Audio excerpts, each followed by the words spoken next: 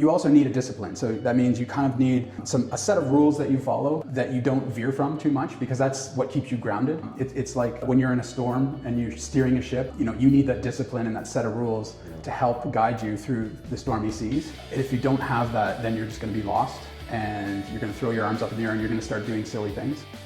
There's some periods of extreme optimism, and the market just gets way too optimistic. And so if that's your starting point as a growth investor, good luck. You're in trouble, because getting in at the highs is a recipe for disaster.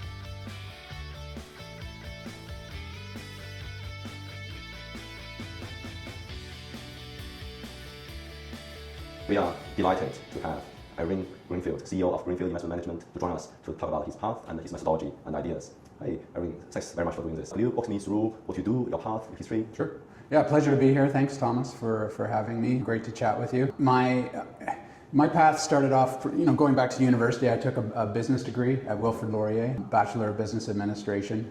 I wanted to get into finance. Didn't have much luck back in the 90s getting a job in investment banking, so I had accounting as my backup. Yeah. And when I wasn't able to get a job in investment banking, I went into accounting. I worked in a manufacturing plant as a cost accountant for a year, and then decided I didn't love that, so then went to KPMG and did audit, which I think was a great background. You learn, audit is great because it teaches you a lot about different companies, systems. You get to see a wide variety of different types of companies and industries.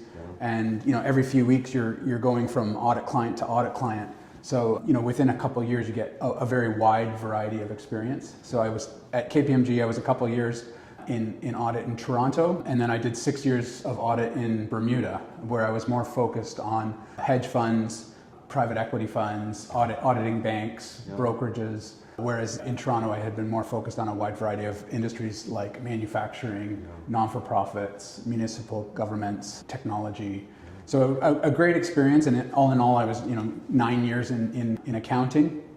And then during that time, I did the CFA, the Chartered Financial Analyst designation, and started to get into investing personally during that time.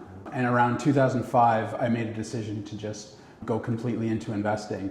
I thought I wanted to start up my own firm at that point. So I applied to a lot of small firms to try and learn about how to run a small investing firm. I applied to a couple large firms, one of them being Invesco. At the time it was called Trimark. Ended up getting that job at the large firm, and I loved it. Ended up staying there 15 years. Started off as a Canadian equity analyst, covering Loblaws, Thomson Reuters, the big Canadian banks, the big Canadian life insurance companies. And so did that for a couple of years, and then moved over to be a global equity analyst. And did that for a couple of years, then slowly got promoted to assistant portfolio manager. And in 2013, became promoted to be a lead portfolio manager on a global balanced fund, and did that until 2020. And then we started Greenfield Investment Management in 2021. So it's been about 4.5 years starting this new firm.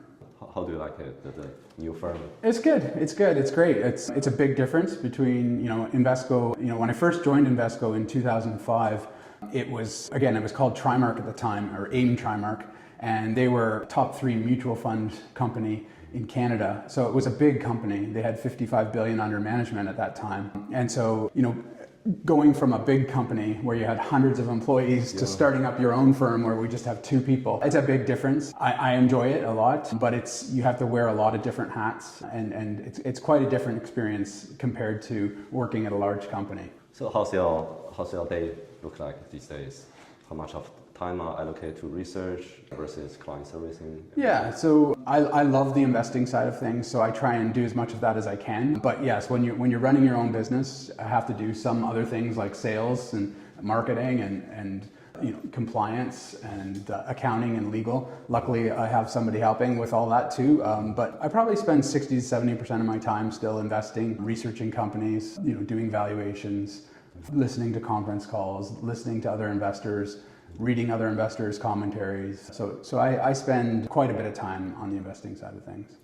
Maybe we can dive into investing. Yeah. So how did your methodology, if you do style investing in the past, evolve over the past 20 years? Yep. You mentioned you look at like consumer stocks, right? And financial stocks. Mm-hmm. And how's your portfolio look like in terms of sector or in terms of growth versus value. Yeah. So I've been using the same sort of investment philosophy for probably 25 years since I first started investing personally, which, I tend to be a value investor. That's kind of in my genes. So I've always been sort of a fundamental investor or a value investor. And I probably started right around the tech crash. That's when I really started getting interested in investing. So 99, 2000. So that had a big impact on me. And, again, sort of seeing some of the high flying stocks back then just plummet in value in the year 2000, 2001 had a big impact on me. And then similarly, in the global financial crisis, I was starting my professional career. I was two or 3 years into my professional career at that point. That also had a big impact on me. So seeing some of the big banks fail, seeing just massive declines in the markets. So I've kind of had the same investment strategy. I'm not a deep value investor. I'm not looking for turnarounds or broken companies that are an asset play or highly cyclical companies. I tend to try to have a diversified portfolio of 30 or 40 companies in different industries. But like I said, I tend to be a value investor, which to me means valuation matters. So I try to buy companies beneath their net worth. And I also pay a lot of attention to the valuation of companies that I own. And eventually, if they get to the point where they just don't offer a good return going forward, I will exit. So I've had this strategy for a long time. It's worked pretty well. Value investing, I think over the long term has outperformed, although it does go through periods of underperformance. And it's just something you kind of have to accept with value investing. So I don't know if that answers your question, but that gives you a little bit of background. Could we roll back a little bit? The bubble collapse. That is part of the reason you chose value investing. Could you tell me more about it? Like, what did you feel, or how did that shift or shape your methodology or your belief? Yeah, I think so. Although that's when I really started getting interested in investing. I think if you're a value investor, it's almost in your genes, it's almost in your personality. So whether I started in the 80s or the 90s or the 2000s, I think I would have that same characteristics. But when I first started really following the stock market was right around that time. I was auditing hedge funds. I was actually on site at the hedge funds when, on the way up, you'd have all these little .com companies that were just skyrocketing because they had the word internet in their name or .com at the end of their name. And so long as they had, a good story about how they were going to use the internet, companies could do very, very well, even though they had no real fundamental financials. And then also on the way down, I was really starting to get into investing. And so that's when I started to put together a watch list and starting to really focus on, okay, what would I like to own? And back then, some of the really popular stocks were Microsoft and Cisco and Intel and Oracle. And I started paying attention to what companies were actually earning a lot of profits, what companies actually had good balance sheets, which company had good margins. And, as those stocks sort of came down during the crash of 2000, 2001, that's when I really started to invest and buy some of these companies that had great profits and just largely avoided some of the Nortels and the real disasters at that time. Like hypes of things, froth. Are there any books that had a huge influence on you, in your way becoming a value investor? Yeah, I think there's a lot of great books. I mean, I personally encourage young people to read anything on Warren Buffett. The Warren Buffett, The Making of an American Capitalist. I probably got the name slightly wrong, but I think Lowenstein is the author. But Snowball, which is the biography on Warren Buffett. But any of the Warren Buffett books, I think, are a great place to start for a young person. There's also compilations of his annual letters. And then, one of his favorite books is Intelligent Investor by Benjamin Graham. That's a great book. It's pretty long, but it's fairly easy to read. It's not geared towards people with a business background. It's geared towards a wider audience. He also has a more technical book called Security Analysis, which is a tougher read. I think that's a great book, but not until you're into investing and you've done some more of the more simple books. On my website, I have a blog about Peter Lynch. And one of the books he's written, those are very easy to read for new investors. He's got One Up on Wall Street and Beating the Street. Those are some great books for new investors. But yeah, I think once you get into those, you'll hear about new ones, and so there's a lot of good books. And then as you get more experienced as an investor, you start paying less attention to these books, but they're a great entry point for new investors into that world of investing. I met a lot of investors. Many of them mentioned to me that they believe there are no style investing. It's only to be adaptive to different market circumstances. Do you believe that, or you believe one has to have a more kind of rigid investment style across different cycles?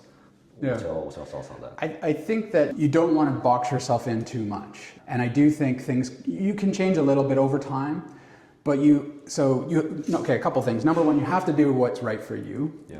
If you try to be an investor, somebody told me that a quantitative investor is the right way to go, and you try to force yourself into that, it's not going to work. Likewise, if you try to force yourself into being a growth investor, when deep down you're a value investor, it's probably not going to work. So you have to do what's right for you. I do agree you have to be flexible, especially as markets change. Different geographical areas will go in and out of favor. Different industries will go in and out of favor. Sometimes large caps will be cheap. Sometimes they'll be expensive. So you have to be able to adapt, and having as much flexibility in your process as possible really helps.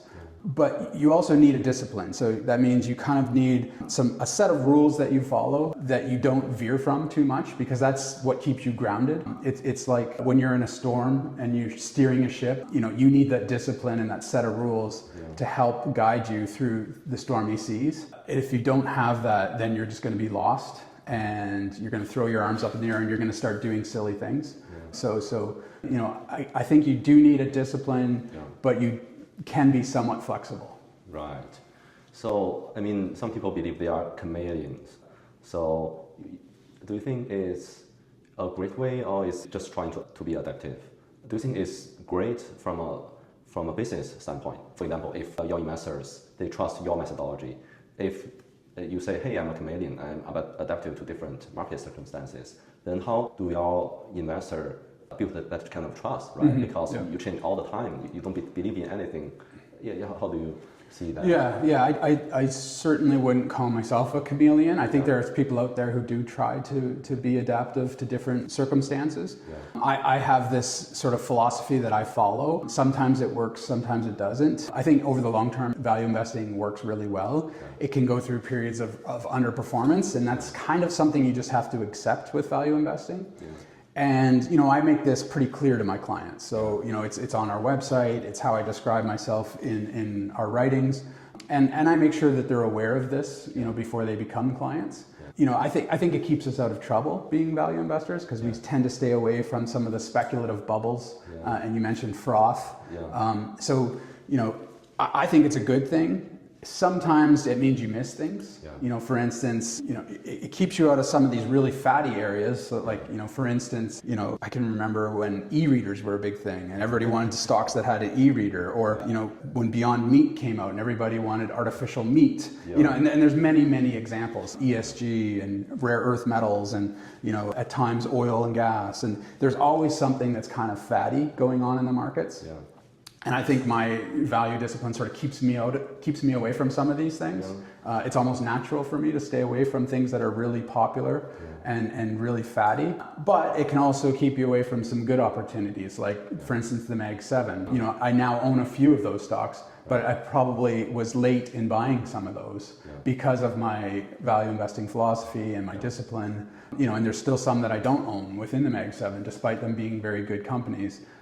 And maybe, I got close to buying them on a couple of occasions, but, because I was trying to be disciplined about valuation, I never got the chance to buy some of them. So, I think it does work over the long term, but you can miss things. And I think it's just really important to communicate to clients that this is how I'm managing money. I think it works well over the long term. We're not looking to shoot the lights out, but it also comes with a certain amount of downside protection as well. You mentioned a couple of books, right? And a couple of senior investors such as Warren Buffett, Peter Lynch. How do you compare your style to them? Are you more tilted towards the quality side of things or value side of things? Well, those are two amazing investors, so I don't pretend to be as good as they are. But, so Peter Lynch was interesting. He ended up he managed the Magellan Fund at Fidelity. And he's a great person to follow, but he ended up having well over 1,000 companies. Wow. So clearly he was managing money much differently than I do. So I wouldn't compare myself to him. I like the way he thinks about individual companies, but I'm never going to have 1,000 companies or even anywhere close to that. Currently we have a little over 40 companies. 40. But I certainly like the way he thinks, and he wouldn't call himself a pure growth investor and he wouldn't call himself a pure value investor. He's somewhere in between, including he wants quality companies. So I would agree, for me I'm somewhere between deep value and pure quality or pure growth. Yeah. I do look for a bit of all of that. And then Warren Buffett, again, amazing, probably the best investor of all time. I would never want to say I'm even comparable to him, but I see my investment style as similar to him, where he has a much smaller, more concentrated portfolio. He does not like to pay high valuations, very similar to me. He rarely pays more than 15 times earnings. Yeah. That's sort of similar to me. He does look for quality, so he looks for companies that have good competitive positions, good balance sheets, good profitability, good management. I look for all those things as well. I guess one difference between Warren Buffett and my style of investing is he, historically, if you look over 30, 40, 50 years, he has taken big weights many times, and I don't do that. So I'm more willing to have sort of lower returns with the comfort of diversification. Sometimes he has put in 50% of his net worth into one stock, and he's done that repeatedly over time. It's not something I do. So we tend to have, our largest weight will be 5, 6, 7%. We don't ever buy an initial position above 5%, but we will let it run to be 6, 7, 8%. But typically that's our largest, whereas he's willing to have, much higher than that. Do you think that has something to do with like active investing? For example, getting involved in company management, company strategies, helping the company grow larger. Do you think that has something to do with that, or it's just their style that like diversification is not important as long as you know what they are doing? Yeah, I think almost active investing, where you're getting involved with the board and trying to get them to do something. That's certainly a valid style of investing. It's not something I've done too much. I do meet with companies and I do give them my thoughts and my feedback, but it's never aggressive and it's never adversarial. I don't, talking about Warren Buffett, I don't think he's ever been adversarial as well. He's always believed in cooperating with management. Yeah. And when he was taking these huge positions, it wasn't to be an activist. Generally, he may have done it once or twice, but generally he saw something that he thought was very cheap, and he would really make it a big position because he thought he was getting such a great bargain. It wasn't because he wanted to implement change at the company. And also, for example, with Berkshire's asset management, it's difficult for them to invest in a company that is deep value, because as long as they invest, the share price will shoot up, right? Yeah. So they don't have kind of flexibility. They have to focus more on quality. Yeah, they are so big. The company is so big now, they have a lot of constraints. He's got a couple of people who are investing a portion of the portfolio. They have a much smaller portion than he does. Yeah. So they've been able to buy some smaller companies. So that's Ted and Todd. They've been able to buy much smaller positions than Warren has, because he's continued to manage 80% of the portfolio, roughly speaking. So he's been much focused on a much smaller, concentrated portfolio of huge companies. So I don't even think he would bother looking at anything that's outside of the S&P 100. Yeah. He's focused on some of the biggest companies in the world because of the size of their portfolio. He just has no other choice. Yeah. That's with Greenfield Investment Management, we can be much more flexible. We tend to own companies of all different sizes. So mega cap, large cap, but also a few micro cap and a few small cap. I can be much more flexible. I also used to run a global fund, and therefore, I'm used to, considering potential investments in Germany and the United Kingdom and Japan and Singapore and Hong Kong, et cetera. Whereas typically Warren Buffett has focused more on the United States. Yeah. He's made some investments outside of the United States. Recently he took positions in in 5 big Japanese trading companies. And so he's open to it. He bought a position years ago in CNOOC, the big Chinese oil and gas company. So he's done it, but over time, if you look at his portfolio, it's been mainly the United States. So what's the composition of your portfolio in terms of sector, in terms of countries? Yeah, so since starting Greenfield Investment Management, we've typically been around 50% US, which surprisingly is underweight, relative to world indexes. Yeah. It's a huge number, but I think if you were the same weight as the market index, you'd probably be more like 2/3. We've, over the last 4 years or 4.5 years, we've had around 20% in Canada, which is new for me because when I ran a global fund, I had maybe 3% in Canada. And then it's a mix of some other, mostly developed markets, so Germany, UK, Singapore, Hong Kong, and Ireland. So that portion maybe is around 30%, mixed across a wide variety of countries. How about sector-wise? Sector-wise, I don't pay too much attention to what the market is, so I don't have a great feel for how much we're underweight or overweight. Yeah. It's quite diversified. Yeah. So I mentioned we own a little over 40 stocks. Yeah. Typically, I've always tried to just buy an idea once, and so what I mean by that is if I'm really interested in banks, I'll try and just buy one bank, like pick my favorite bank. I don't buy 5 of them. And same thing with insurance or a house builder. I try to just, if I'm interested in home building, I'll try and just pick my favorite and just buy one. And that helps have a fairly diversified yet concentrated portfolio. Because if you start buying, if you're really attracted to consumer companies and you just buy 10 of them, the number of companies is going to slowly grow and grow, and it's going to get more difficult to stay concentrated. So I think even though it's 40 stocks, some people may say that's concentrated, some people may say that's diversified, but I think within that we have a lot of diversification. And so we do own a home builder, we do own a bank, we do own an insurance company, we do have a buildings products company, a grocer. And a fair bit of tech. We do own smaller positions in Microsoft and Facebook or Meta platforms and Alphabet. But our technology weight would be much smaller than the market index. But we do have some of those positions. I think the first time we met is like 2 years ago. And at that time, I was under the impression that you don't invest in tech stocks. Was that true? You have evolved over the last 2 years. No, I've always owned these companies. So Microsoft. We talked about my experience back in the tech crash. That was one of the first stocks I ever bought. Was as that tech crash in 2000 was imploding. Microsoft was one of my first companies I ever bought because, like I said, I was really focused on the profitable companies back then. Yeah. And then professionally, my colleagues and I in Invesco invested in Microsoft. Just before the financial crisis, and then we added a lot during the global financial crisis, which was a great time to buy more Microsoft, and then I've held it that whole time. I have trimmed a lot, which looking back might have been a mistake, but I've always owned tech. The one thing I would say is that I've tended to own sort of the more old school technology companies, the ones that are highly profitable, maybe lower growth, more diversified. I have never got into some of the more speculative tech, some of the newer age technology companies that have very fast growth with low profitability. Yeah. I've always stayed away from that. So, for a long time I've owned Cisco, Checkpoint Software, like I said, Alphabet, Meta, Microsoft. But again, these typically are 2 to 3% weights, and so when you add them all up, it's not a big portion of the portfolio. Yeah. So do you look at stocks from a PE perspective, or you look at different stocks from a different angle?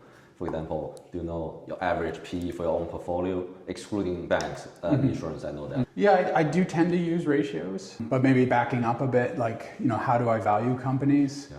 I've always been a big believer that investors need to start off with discounted cash flows. So if I'm helping a young person become an investor, I strongly encourage them to learn how to build a financial model, a full financial model with a discounted cash flow. And because I really think that investors need to have an excellent understanding of accounting.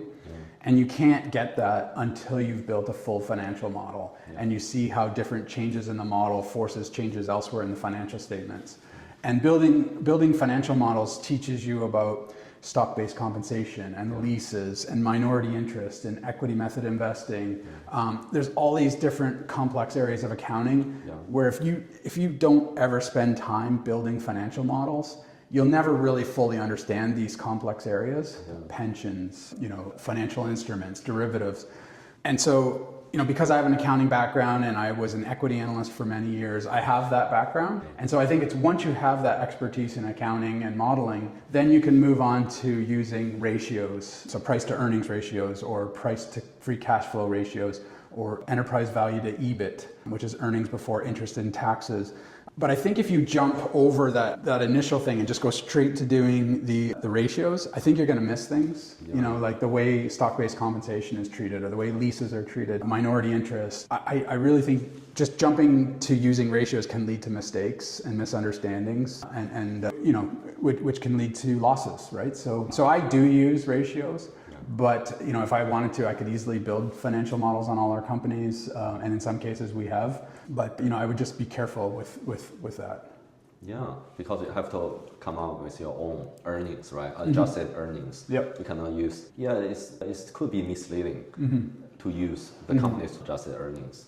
It could be misleading to use the GAAP or IFRS earnings. You have to have your own earnings. Then you can use multiple, right? Yep. So it's kind of a foundation of your multiple-based investing. Yes, yeah. For instance, stock-based compensation is a big issue in investing. And some companies will fully expense, all companies are required to fully expense that in their IFRS financial statements or their US GAAP financial statements. Yeah. Now, when they report adjusted numbers to investors, some will include that expense and some will not. For instance, Microsoft and Google and Meta, they all include that expense. Whereas a lot of smaller, more dynamic tech companies will exclude that expense from their adjusted numbers. And for some of those companies, that's a very material expense. And so you have to have a philosophy as to how you feel about that, and do you need to make adjustments to their numbers yourself to make them more realistic? And so I have strong views on this, but not everybody does, and some people just ignore it, and I think that's a mistake. You mean you will adjust, you don't take companies reported share-based compensation numbers, you will adjust it based on their filing? I always treat it as an expense. So I always think it should be an expense. The problem is, so like I said, with some of these bigger mature companies, they've decided to deal with it the same way I do. So I don't need to adjust their financials. Yeah. Many of the more younger, dynamic, fast-growing tech companies, they don't treat it as an expense in their adjusted numbers. Yeah. And so for me, I need to make an adjustment to put it back in there.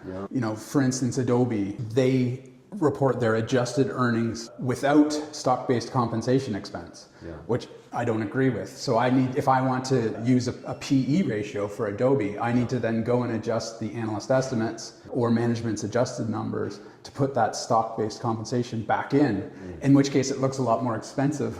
Oh, you mean you will need to treat it like a cash expense? Yeah, and they do treat it as an expense in their regulatory filings. Yeah. But when they report their adjusted numbers, they don't treat it as an expense. So I like to treat it as an expense because I think it is a real cost to shareholders to issue a lot of stock-based compensation because it results in dilution to investors.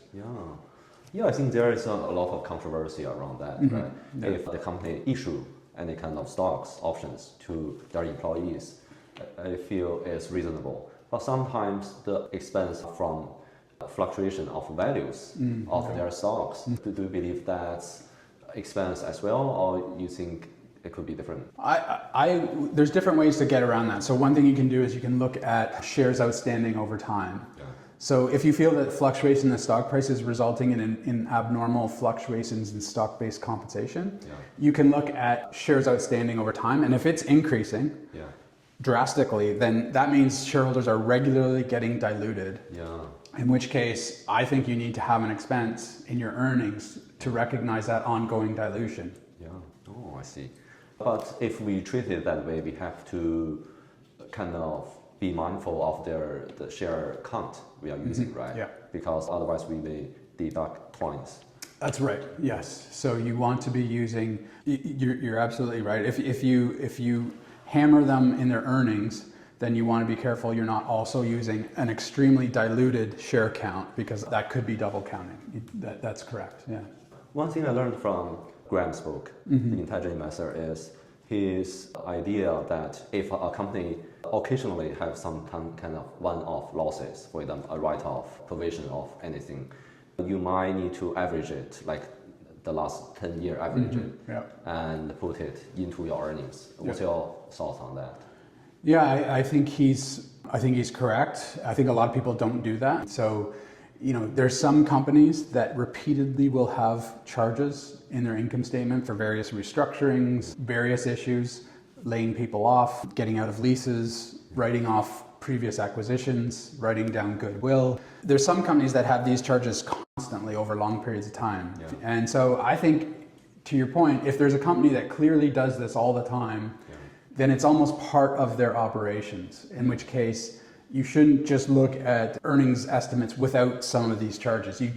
Taking an average over 10 or 20 years or 5 years or whatever you think is appropriate and reducing their forward earnings estimates by that amount is probably a conservative thing to do. It's probably the right thing to do. And certainly I would not ignore a company that had a lot of charges like that. It's kind of a signal of poor management, or at least poor planning, right? If they always have kind of abundant projects, one-off expense related to these abundant projects, then it's kind of a recurring thing to think about. Yeah, for sure. Maybe we can discuss an example. For example, have you experienced any lessons that you have learned as a portfolio manager? Have you made a mistake? And have you reflect on that and know why did you make that mistake? Yeah, for sure. I've had many mistakes. Any investor does. I think it's normal, and it's the right thing to do is to learn from it. So if I look back over my mistakes, often it was, it could have been a number of reasons. Sometimes the company didn't have a long enough track record. They might have been going through some sort of earnings bubble over a short period of time that made the stock look cheap.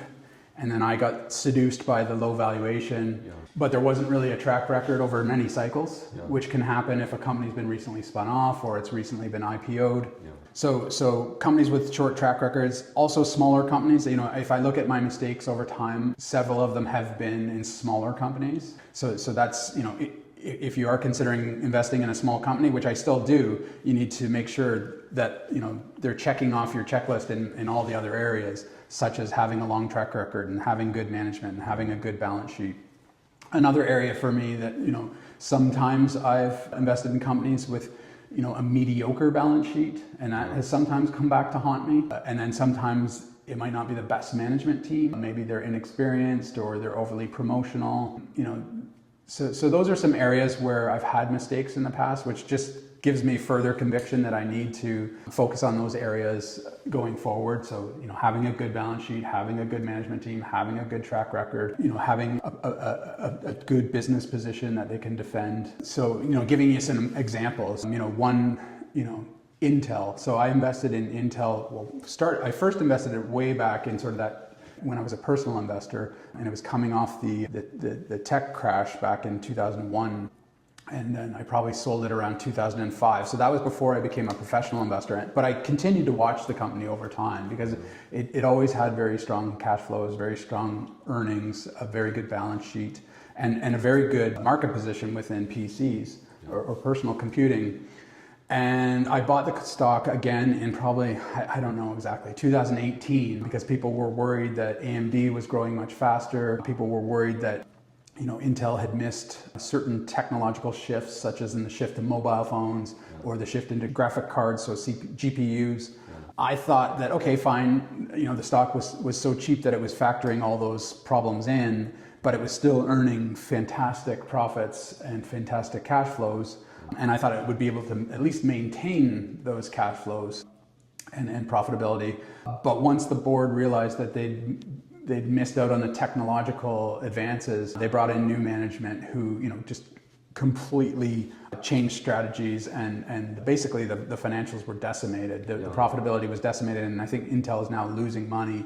So it wasn't a massive loss for me, but it was a mistake. And Intel, it went down quite a bit, and I exited the stock probably in 2023 or early 2024. I can't remember exactly, but that's an example of a loss. Another example in Canada recently is Canadian Tire. They also have a management that has become at least more aggressive in investing in whatever they believe is necessary but at that time their earnings will be hurt, right? And investor who would like to stay need to play the long game. It could be a very long game, assuming these investments will pay off.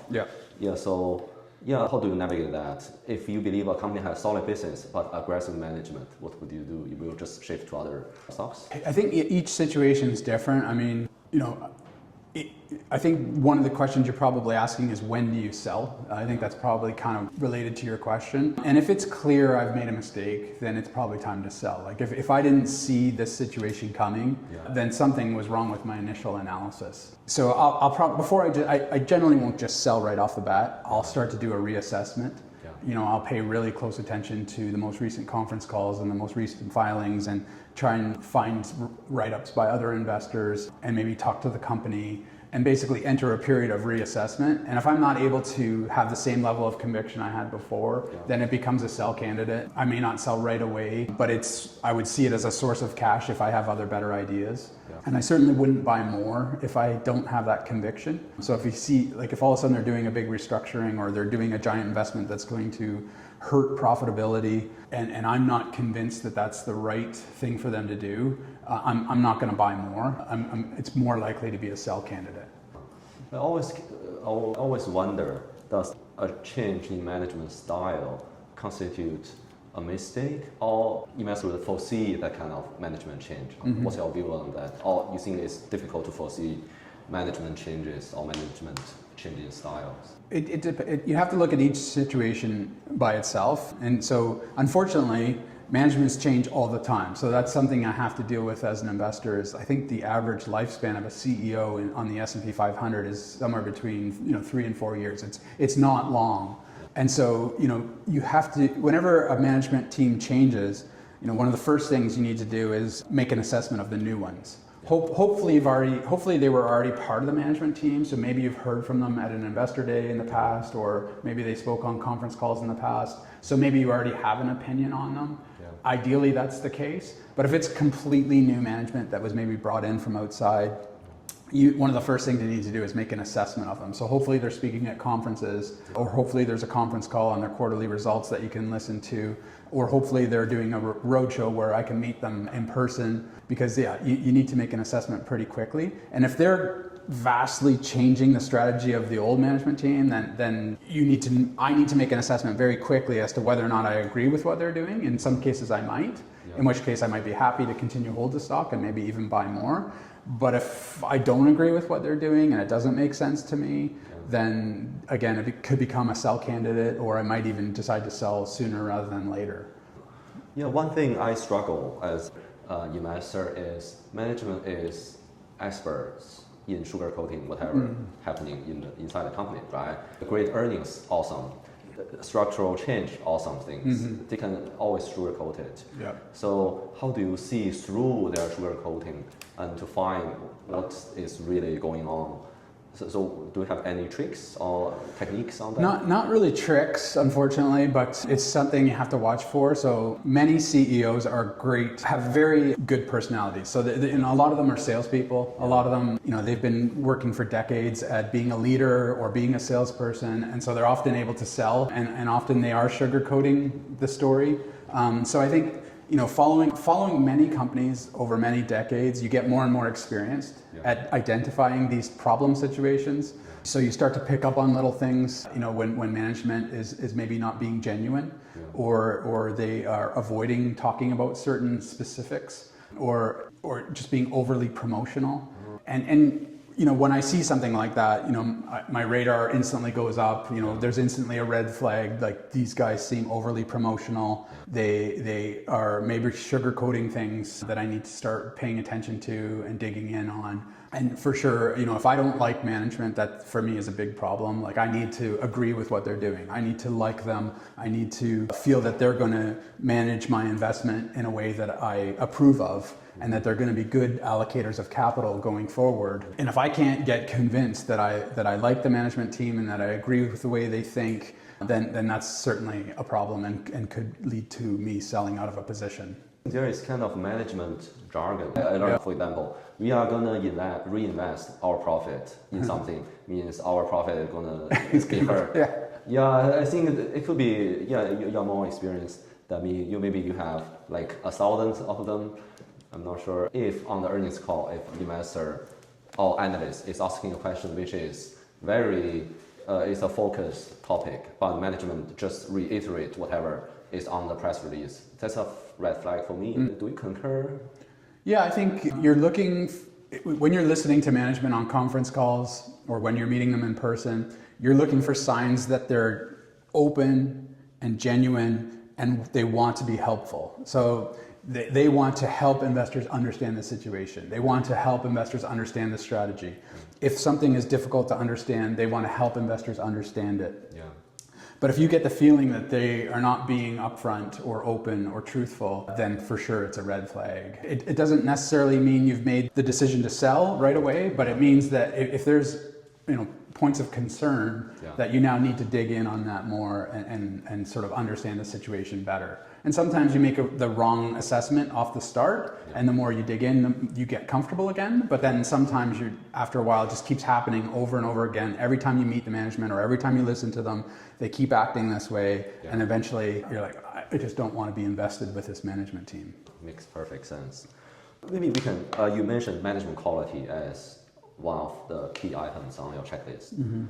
What are the top items on your checklist? I think, so generally I'm looking for companies that have good profitability, consistent profitability, good balance sheets, good market positions. So I generally, and what do I mean by good market position? I generally want to own a company that's, at the top of their industry. They might not be number one, but they're close to the top of the industry. They're not like number 10. So, you might be looking for the number 1, 2, or 3 in an industry. And if you're buying the number 3, you want to get the feeling that they're shooting for number 1. So they're not on their way down to number 4 or number 5.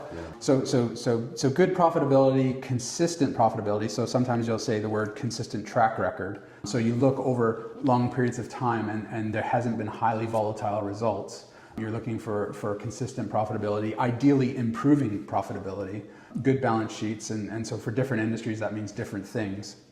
Good management team. And then when you're thinking of it from a portfolio point of view, how does this fit into the portfolio? So ideally it's a new area that I don't have yet and it adds some diversification, or do I need to consider selling something so that I can make room for this so that I'm not buying that same idea twice? I have heard these chatters about investors, at least the good ones, artists in a way, right? Because if you look at a company with 15 times PE and it's the number 3 in the industry is growing like 5% growth, then you will make your own judgment if the company is expensive or cheap, right? But different investors may have different experiences and different expectations and different perspectives on valuation. So what's your thoughts on that? Do you think there should be something universal or it will continue to be like an art? I definitely think investing is an art. I definitely think investing is an art and it gets easier with experience. I mean, investing is not easy. I don't want to pretend it's easy, but I do think experience helps you assess situations like that. And I do think investing is an art. There is no science, unfortunately, to business or to economics or to investing. And so, I think, and the other thing is it's not easy to just make statements that applies to all investing. I often you'll hear me say, well, it depends. It depends. Every situation is unique. And so you kind of have to look at each company individually and make an assessment of that particular company. It's very difficult in investing to make broad overarching statements. Like, I always invest at a PE of 15 because sometimes a PE of 15 can be very cheap and sometimes a PE of 15 can be very expensive. So you have to look at the individual situation and make an assessment. Yeah, definitely. So maybe we can talk about the challenges faced by value investor. I just look at the S&P value index. I know it's not the perfect proxy, but it was up like 12% year to date versus like over 20% for the growth stocks index. So how do you navigate that? Or how do you believe your portfolio or your approach will generate superior returns, or you are good enough with the downside protection? How do you reconcile that? So value investing definitely goes through periods of underperformance and outperformance. Yeah. And so, I believe that over long periods of time, value investing works the best. But it can go through long periods of underperformance. And so you can't expect value investing to work consistently year in, year out. It just doesn't. And unfortunately, if you find a cheap stock, you can buy that stock and you have no idea when the market is going to recognize the potential. It could be next year, it could be in 6 months, but it could take 8 years, So I think you have to do the work, you have to get conviction, you invest, and then you hope that the market recognizes it at some point over time. And if you have a diversified portfolio of similar ideas, some might get recognized in 2 years, some might get recognized in 5, and then hopefully over time it averages out. But sometimes in value investing, the whole style can just be out of style for 3-4 years, and then all of a sudden everything works in year 7, right? Yeah. And everybody gets into value investing all at the same time. Yeah. That's just part of the game. I think it's just something you have to learn to live with. So it's just part of value investing. So there's not really much way around it. So I think, to your point, there's times when growth does well, and there's times when growth doesn't do well as well. And so right now, here in 2025, all of a sudden growth is really starting to do well again. I think if you just go back, earlier in this year, Europe was doing really well, and value in Europe was doing really well, and it just goes through phases. It's also about the clients, right? If the clients recognize your style, understand it may underperform at one time, underperform at another time, then you have the right client that's backing you up. Yep. So it will be the perfect situation, right? So suppose that the wrong client may compare you with some other index or other portfolios. It will be a good match, right? Yeah, ideally you have clients that understand. Ideally your clients are patient. Like, I think a value investor has to be patient, and so we look for clients that have similar characteristics. They're patient and that they understand our process, and that we're explaining to them our process. But sometimes in the business of investing, unfortunately, sometimes you're just going to have clients that don't agree with you, or they have different priorities, or they don't fully understand what's going on, and therefore there's a conflict, and they're probably not the best client for you, right? So we try to explain as much of this up front as we can. Generally, I think we've got great clients, and I think they understand. But also, I'm not a deep value investor. So, ideally, I'm not going through long periods of underperformance because I'm not owning a bunch of cyclical companies or a bunch of turnaround situations or a bunch of special situations. I own a diversified portfolio of good quality growing companies. Yeah. So it should have more of the aspects of a combination of growth and value. Could we be a little bit theoretical? Do you think value investing can beat growth investing in the long term in terms of performance, or it's just offering not so good performance but better downside protection? What's your thoughts on that? I do think over long periods of time, value investing will be better, but it partly depends on your starting point. So, valuations go up and down, and if, there's some periods of extreme optimism and the market just gets way too optimistic. And so if that's your starting point as a growth investor, good luck. You're in trouble, because getting in at the highs is a recipe for disaster. And so if that's the starting point, then for sure I think value can do well, relatively speaking.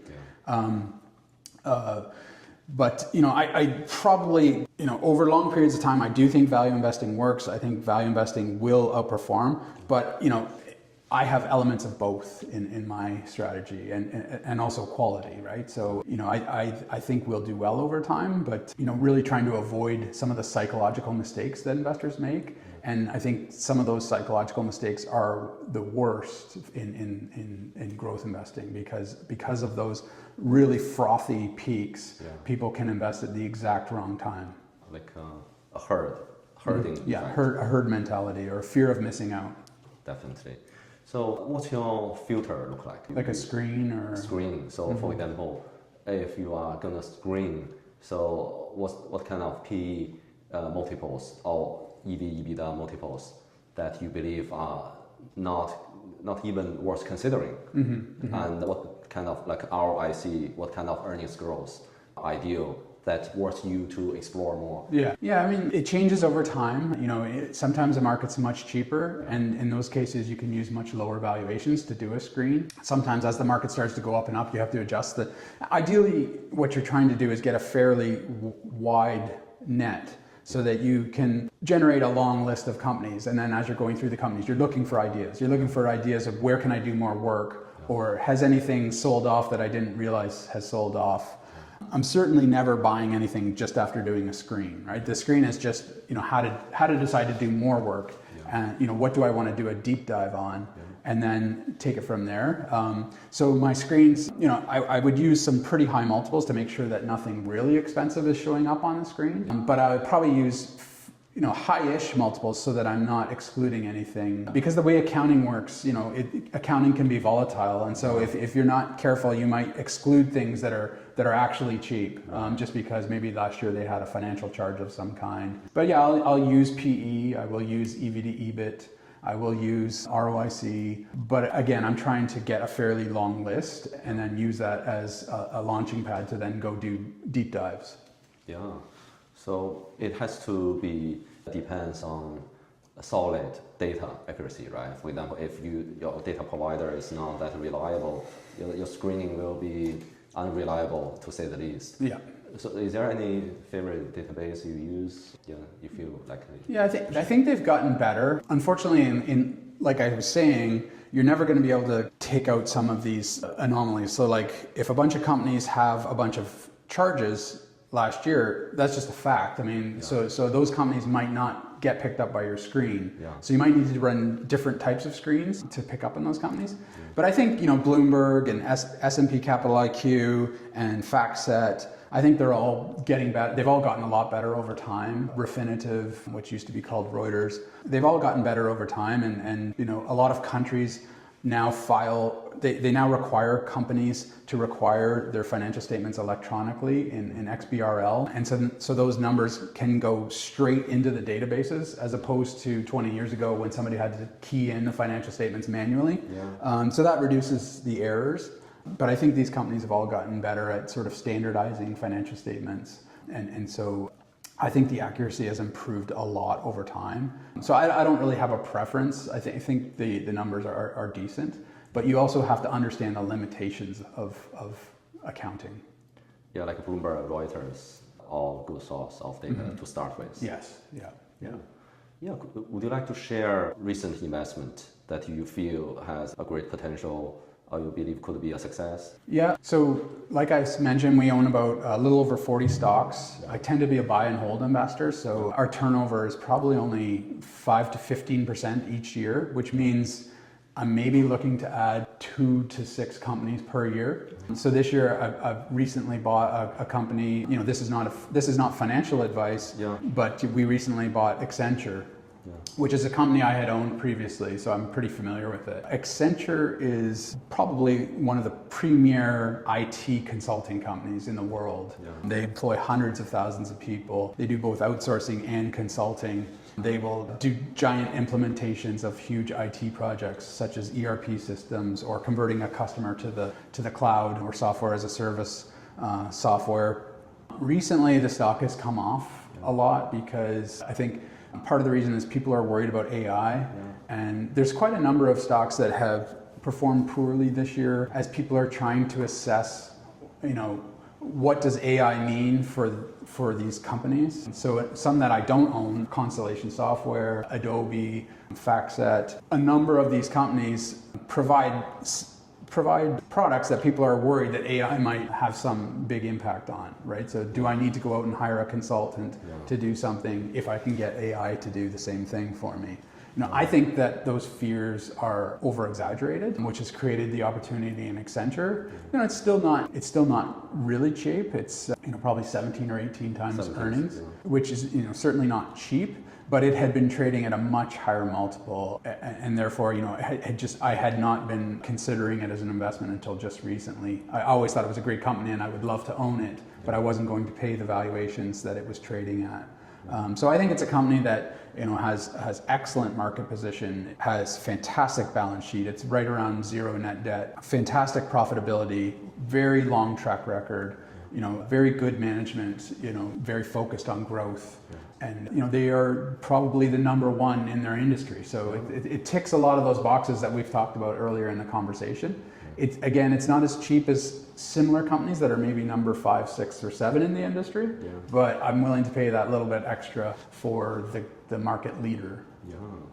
When ChatGPT came along, there was fear that no one is going to search on Google, right? There is a lot of fear, which seems logical, but it did not pan out.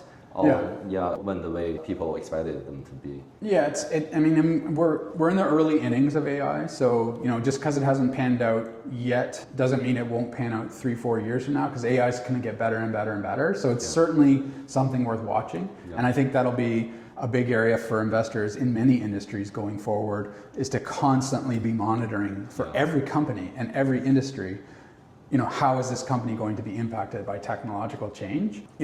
I think with Accenture, they are going to be able to take advantage of AI to help companies implement AI and help them use AI or defend against AI. So I think a company like Accenture will be able to adapt, but it's not for sure, and it's something that I'll have to continuously monitor. And there could be some earnings potential because some of its employees can be replaced with AI.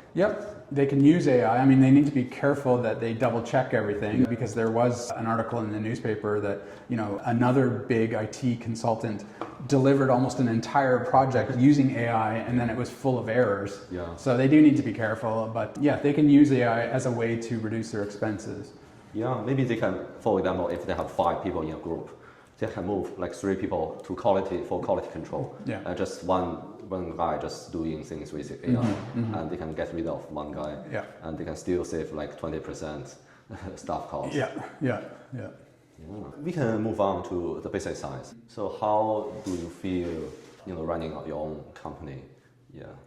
It's kind of something I always thought I would do. I knew it would be tough, especially I was coming from an area where I didn't really have clients, so it's not like I could just bring clients with me. So I was really starting from the ground up. And so, I made a decision fairly early on that I was going to be okay if we didn't make money for a few years, just keep costs really low and just be slow and consistent and just try and build it up gradually. And I've been pretty happy. So we started in 2021 with, started with just a couple friends, and then got some family, and then slowly added more and more families. And I'd say generally over 4 years, it's just been a slow and steady progression. And so I hope that continues. But one of the big things I decided early on is we would just keep things very simple, have a very low cost structure. We just have one custodian. We don't have a fund. Each client has a separate account. We really only have one strategy. Everybody's invested in the same strategy. We can use some bonds if people have a lower risk tolerance, but generally everybody has the same portfolio, and that just made it much easier. We have no employees other than the directors or the officers of the company, and keeping it simple like that has allowed us to, I think, spend a lot of time on investing while keeping the operations fairly simple. So when did you sign your first client, or you launched with clients? So the first client was signed in August of 21. So we started setting up the firm in February 21, and we had to get registered with the Ontario Securities Commission as a portfolio manager. We had to get all our policies and procedures in place. We had to get systems in place. We had to hire consultants to help us with all the legal side of things. And so that took about 5-6 months, and then we got going in sort of September of 21. Have you experienced any ups and downs, or you just keep it steady? It's been fairly steady. Obviously the market's always changing. 21 was a year of kind of crazy growth investments. I don't know if you remember the SPACs. And you had some famous growth investors who were doing really, really well. And then, the following year, a lot of that imploded, and some of that did very, very poorly. I think that was a great year for us because we actually had slightly positive returns when a lot of other investors had big negative returns. And then value investing had done fairly well in 23 and 24. So our returns have been good, and if anybody's interested in those returns, they can reach out. But as far as like adding new clients, it's been fairly slow and steady. We're certainly not huge by any means, but I've been reasonably happy with just slowly adding new clients. It's nice that it comes in slow and steady because it helps us adjust as each new client comes on. Would you like to share how do you do prospecting and how do you get clients signed? Yeah, I'm certainly not an expert at prospecting. I've taken the approach where I just try and be as open as possible. If anybody wants to chat about what we're doing, I'm always explaining to people what we do, and I'm always on the lookout for smart, successful people that want to hire somebody they can trust. I really like clients that are good savers. They already understand the benefits of some of the beneficial tax accounts that we have, such as TFSAs and RSPs. I love clients that already have done a great job of investing, but they get to that point where either they need somebody more professional to take over, or they don't like their current advisor, so they're looking for a change. Yeah, so as far as prospecting, I really just put myself out there. I try and meet as many people as I can. If somebody asks me to do a speaking engagement, I always say yes. You know, yesterday I was just on a webcast. And so I think that's the best way. I don't do cold calling, or I don't spend a lot of time approaching people I've never met before. We're looking for a fairly small client list. You know, we have a $500,000 minimum. So we're looking for a fairly small list of people we like to work with, and we've never had the idea that we would just be, you know, a big firm that deals with everybody, right? We're looking for people that have similar philosophy to us. They understand equity investing. They can withstand the volatility of equity investing, and yeah, I think it's so far so good. We'll see. Yeah. So how do you compare different models? For example, I think you run a portfolio model so that your product exclusive, like proprietary. Yes. Proprietary. But some of the other folks may run a fund and they go into distribution by some wealth manager. Yeah. So how do you compare the different? There's different business models for sure. And so before we started the firm, I spent quite a bit of time deciding, you know, do I want to open a hedge fund? Do I want to open a fully regulated mutual fund? Do I want to have a private offering memorandum fund? And so I decided to go with separate accounts, mainly to keep the business simple and to keep our cost structure down. You know, they're all very different strategies. So if you're managing a hedge fund, you might be targeting financial advisors who will then sell the product to their clients. Whereas with me, we're not targeting financial advisors. We're trying to work with families, high net worth families that want to deal with a portfolio manager directly. Yeah, makes perfect sense. Any parting words? Any final words? Yeah. No, it's happy to chat. It's been fun. I appreciate you asking me, and I enjoyed it. Thank you so much. Yeah, good to see you, Thomas.